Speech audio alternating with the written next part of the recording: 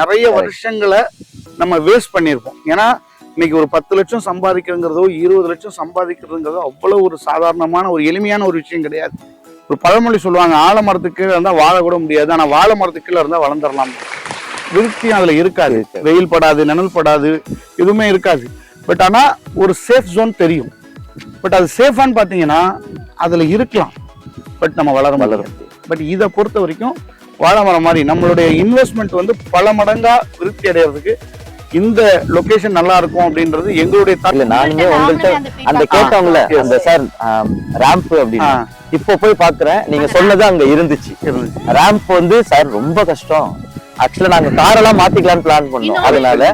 ஆனா இப்போ ரேம்ப் நீங்க சொன்னதை செஞ்சீங்க. 45 lakhs கொடுத்து அவங்க வாங்கினவங்களுக்கும் இங்க 27 lakhs கொடுத்து வாங்கினவங்களுடைய வேரியேஷன் பாத்தீங்கன்னா ஒரு ஆஃப்டர் 5 years கழிச்சு இங்க ஒரு 70 லட்சம் போகுதுன்னா அங்க ஒரு 75 லட்சம் போகுது.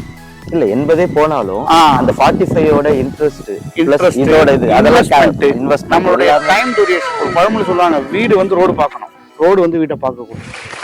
ஒரு வீடு அப்படின்னு நம்ம வாங்குறோம்னா 20 yearsல அது பள்ளமா போச்சுன்னா அது நமக்கு வேஸ்ட். இந்த ஒரு விஷயத்த வந்து நம்ம நிறைய பேசுறோம், நிறைய விஷயங்கள் நம்ம சிந்திக்கிறோம்.